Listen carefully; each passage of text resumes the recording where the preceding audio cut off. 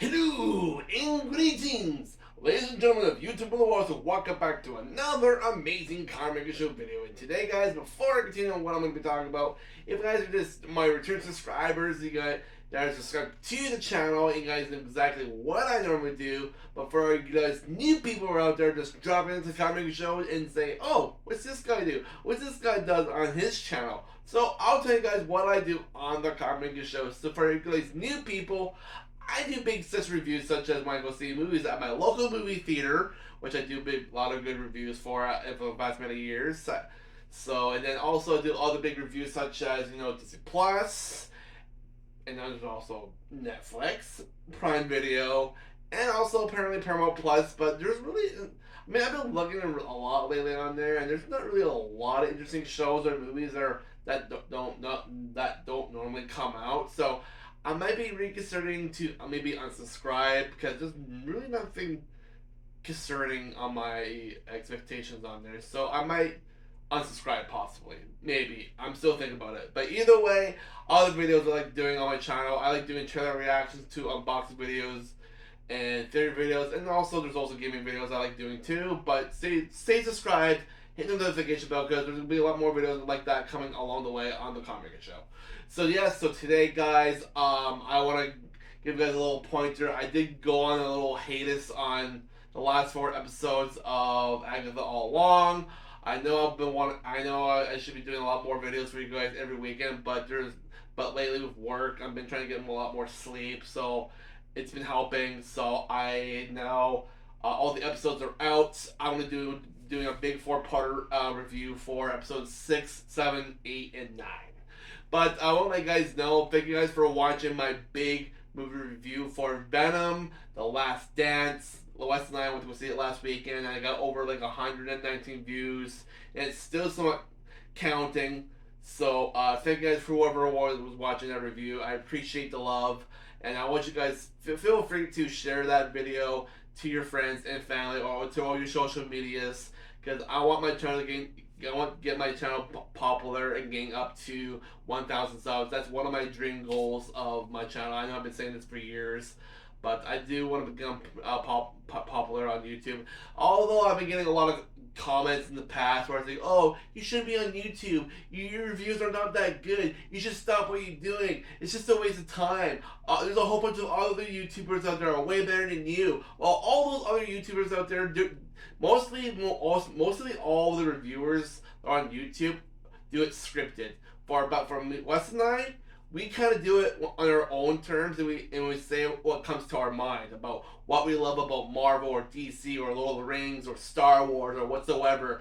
We're big time nerds. I'm pretty sure all those people out there that's just doing it scripted, they don't know what they're fucking talking about.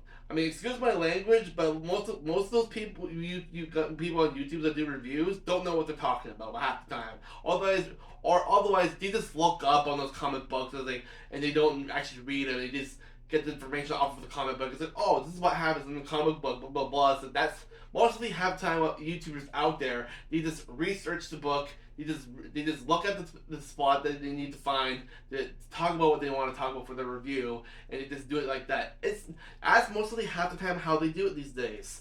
And for us big nerds, Wes and I actually read some of the books when we were younger, and I know exactly what I'm talking about when half the time when it comes to Star Wars or Marvel half the time. Because I have read a couple comic books digitally, and I know exactly what's supposed to happen in some comics and when they do it for the movies or shows or whatever, and half the time they're actually either correct or non-correct about what their information is, what they do with the projects for Marvel or Star Wars. So either way, we're the right, we're the good nerds.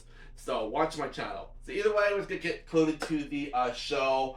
So episode 6 was not really as much. It was important. It was just mostly like showing a backstory of the kid named William, how he got started to get the spirit of Billy Maxwell lodged into his body. So we find out that he got into a car crash with his parents.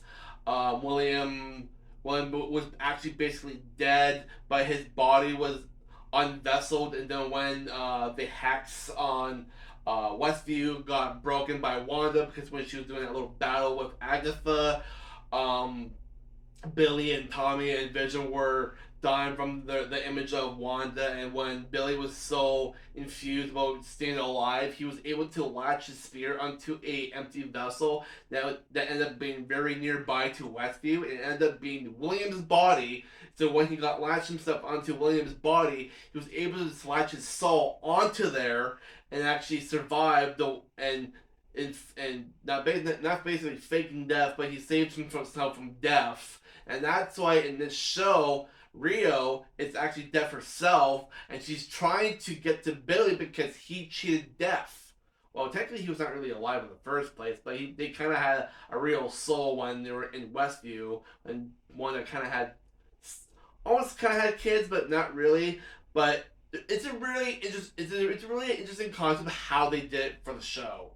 But it explains a lot in WandaVision and in this show as well too. But basically, Billy he latched onto an empty vessel and he was able to put his spirit, aka soul, into in William's body, and then blah blah blah. After that, it was under that. So then there's episode 7, the Death's Hand in Mind. They go to another. They go one of the second last trials of the road. They end up going. They end up finding uh, Lilith, one of the witches, which is actually the girl that was in the beginning of episode 6, where William actually went to had his bar mitzvah. She was the witch there that actually ended up reading his future. She actually remembered William when they had that party, and her and Liv's magical abilities is to read cards to the future, and so the second last trial in episode 7 was basically her reading the cards of the future of the person target or whoever they're trying to predict the future of, but it was actually her.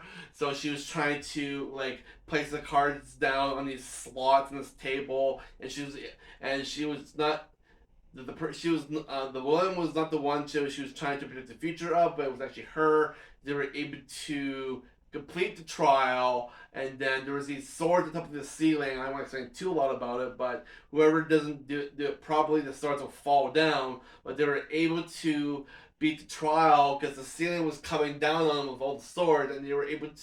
She was able to figure out this like little future loop, trying to predict the future, like what's gonna happen if she doesn't reach the trial in time to save Agatha and Billy from not getting killed by these swords in the ceiling, and she was able to make it in time to in order to predict, in order to tell her own future prediction of the future, past, and present. And she was able to beat the trial and able to save themselves. But after that, the Salem Witches came along, and she had to flip the tower around, and she killed all the Salem Witches, including herself, which was a self-sacrifice. So in order for the rest of the for the rest, including Agatha, Billy, and what's her name, the African American witch, to survive to the next trial. So yeah, she sacrificed herself. And then in episode 8, we go on to another one to the last trial of the road, where they end up in the beginning of the road, and then they find these shoes where they took off their shoes in the beginning of the road in order to go barefoot. So they found their shoes again, and Agatha's like, "Wait, what? We're at the beginning of the road. This is it?" Was like, "How did we get?" So we went into endless loop. So they were so confused, and then Billy was like, "No, wait, I think we need to put those shoes back on." And then when they put the shoes back on, they got transported to another trial area, and they had to basically, basically, they had to redeem themselves or some sort, or uh, basically like saying what they really wanted, and then they were able to disappear out of that trial, and not really disappear, but they were able to redeem themselves of what they really wanted, and and then they disappear out of the room, and then the only one left was Agatha. So the African American chick was able to unbound her. She figured out that Agatha bounded her powers a long time ago, and when she found out, she unbounded herself, and she gained her powers back, and then she disappeared out of the kind of like this ward room. so she was able to survive. She was able to survive and beat the trial herself. And then Billy was able to do the same thing with Agatha. How what he wanted truly, what he heart truly wanted, and he wanted to find Tommy, and he found this little boy getting kicked into a lake and being drowned, and he's just like, Tommy, that's Tommy, I need to save Tommy, and then boom, he was able to figure out a way to go and try to find him. So he left, and then Agatha was like, okay, I'm the only one left in this room. How can I leave? So she opened up her little locket. There was this like little, I think dandelion, not dandelion. There was like this um like no, I think it was a dandelion. Yeah, it was like a dandelion seed. She puts it in the ground because the ground was cracked. She was hoping for it to grow because all these lights in the room were flickering on and off. And she was like, "Give me more time, give me more time." And then when the thing grew, she was able to escape. And then they went. Then she was able to get back to her real house in the real world. And then Death herself, Rio, showed up. We found out that she's actually Death itself. So yeah, she's actually basically Lady Death in the MCU because apparently there's Lady Death, and well, basically just Death itself. But yeah, we found out that she's Death, and then she was waiting for Agatha to escape the trial, and she was waiting up on top of her house, and then but Agatha didn't really have her powers, but she was trying to defend herself up with Death because they were having this like little trio fight thing, but she wasn't really fighting as much because she didn't have her powers. But who comes in to save the day? Billy. He has all of his powers, and he was able to give maybe half of his powers to Agatha so she can have her purple magic again. So he was able to give mostly all his powers to Agatha so she can have her powers back. And when she was satisfied of how much power she had, she whacked off Billy's powers and give him back to him, so he would still have mostly all of his powers still to use. So we saw Agatha with her normal outfit, and then she was battling away with Death herself, and then she was basically telling us like Billy's right here. You wanted him, so basically, Billy didn't really want to go with Death because Death really wanted Billy because he cheated Death, but Agatha, she wanted to go her own way. So you go on, have him. He's all yours. Says, well, I have all the power I need. It's like, so, but Billy has the power to read people's minds. So he was talking to Agatha in her mind. It's like, I know I know you're not. I don't want you to be like this. He was basically able to persuade Agatha, and she basically went up to Death, kissed her, and then oh yeah, there was a big kissy wissy part in that episode, and then yeah, and then she Agatha dies, and then after that, blah blah blah blah. Well, actually, that's not really part of episode 8, but that's actually episode 9. Sorry, but yeah. But then actually at the end of episode 8, it it leads up to yeah, no, it's still episode 8. Yeah, so basically basically at the end of episode 8, they basically have this like little fight off, and then after Agatha dies, she goes into this like little petal. She goes into this like little garden, and then after Billy was able to because Agatha wanted to save Billy because she's like, no, I want to have him live. So she was able to save Billy, and then she lays down, turns into a little garden, and then in episode 9, we see this half. The episode split in half just a little bit where it explains like how Agatha lost her son Nicholas Scratch. How in the beginning she was pregnant in 1750.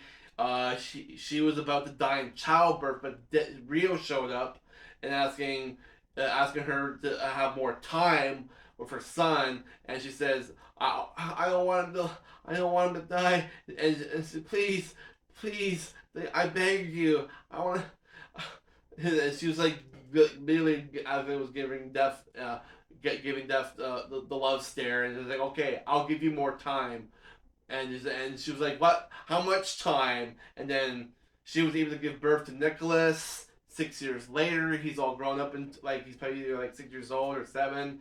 And then Nicholas is helping his mom to grab a whole bunch of witches to grab all their powers, and they do this occasionally. And then we find out that the ballad song was actually created by Nicholas and Agatha. They were the ones that made the ballad, but here's the big kicker: the ballad was just a con to use to gather witches to so Agatha can steal their powers. The ballad was actually not the ballad song was actually not nothing to the ballad. Sorry, I'm trying to say this properly. The ballad of the Witch's Road does not really open a gateway to the road. It was just a ballad song to con witches and thinking there's actually a road, and or for Agatha to steal their powers for, I guess, for youth or just taking their powers in general to become more stronger. So basically, the ballad was just a con for tricking witches into getting their power. But with at the very end, but with the halfway for the episode, we find out that Death took away Nicholas in the middle of the night, and Nicholas died, and then Agatha had to put her son underground with some rocks. And when this one witch came up to her because she was humming this song, she was singing this song to her son, and she kind of figures I've heard tales about the road. I want you to I want you to help me so we can find the road. And Agatha was just so in tears, and so she changed her mood. It's like, yeah, I'll help you find the road. So and then it starts this little like montage of them singing the song, and we see her going through like eras of centuries of her like stealing each witch's powers. So it shows it shows from not from the 1780s to the 1790s, the 17 and then the 1800s, and then we see the 1900s, and then it goes to the 1990s, and then it goes to the modern time because we see these different outfits she's wearing, stealing a whole bunch of witches' powers, and then it goes back to the modern time where it shows her trying to take Mrs. Hart's powers and blah blah blah, and all the other witches in her basement, but. And then when Billy was upstairs trying to tell him about the 7 witches, here's the big kicker: the gate actually appeared, but it was actually done by Billy. Billy was the one that made the road real in the first place by using his powers. Because originally the ballad song was a con just to take witches' powers, but Billy was so infused about having the road being real, he actually made it real. Because Agatha actually explains it to Billy how he made it real. Because at the very end of this episode 9, she was a ghost telling Billy, "He's like, you were the one that made the road real." It was at first she said in her own words, "My son and I made that song just to con witches so we can steal their powers, but you were the one in your own power who made the road real." Yeah. So there was a lot of plot twists in this episode, and I just absolutely love how they did it. It was just very interesting. And then Billy was able to, close the gateway to the road by making it disappear. And at first he wanted to banish Agatha by having that one little pendant necklace that Agatha had that had the dandelion seed inside of it. He was trying to banish Agatha away, but Agatha didn't want to see her son, and so it's like, yeah, I'm sorry, I didn't want to see him because she thought if she saw her son, she'd be she'd be so emotional in tears that she probably didn't want to say, "I'm sorry for what I did in the past, but I was so infused with power, I just blah blah blah." I don't know what would have happened if she actually saw her son, but either way, it was a very interesting episode. And then after that, Agatha was able to not really persuade Billy, but he was able to say, "Hey, let's team up. Let's go find your brother Tommy." Blah blah blah. And then that was the end of the episode. So yeah, I thought all the episodes for Agatha All Along were pretty interesting. I didn't want to go and watch into detail with everything else, but I did like how they did it, and it was pretty interesting how they excited with everything for all these episodes to the end episode. And the one thing I'm wondering, is there going to be another season? Are we going to see Agatha again with Billy? Well, she's in ghost form, so maybe if there could be another one, if a lot of people love the show good enough and it had enough high ratings, maybe I could see it having another season. But it'll probably still be called Agatha All Along because it wouldn't make sense to just call it Billy Maximoff. I don't know, it'd just be weird. But either way, I did enjoy this show. I thought it was very well done. So I think for the big rating, I'll probably give you a spot on maybe I'll give it like a 4 point. I'll give it a 4.1 out of 5. I mean, just the title with all the episodes. I thought the last four were pretty interesting. They're pretty like detailed, like how they paced that all the characters' backstories, like what happened to them before it gets to the epic climax. I liked how they did that, and it was kind of interesting how they did it with Billy and William, and how they did that. How Billy went into his body and ended up facing the fact that he's actually just Billy, not William. But Billy didn't really want to tell the family that William had that he's someone else, because basically William is actually dead. Because so he just fake telling them that okay, you're still my parents, but I'm still looking for my own family. So he kind of like tricked them, thinking that they're still their son. So, but yeah, I thought it was really good. All the episodes are now on Disney Plus. Go check them out. And I really enjoyed the show. Thought it was really well done.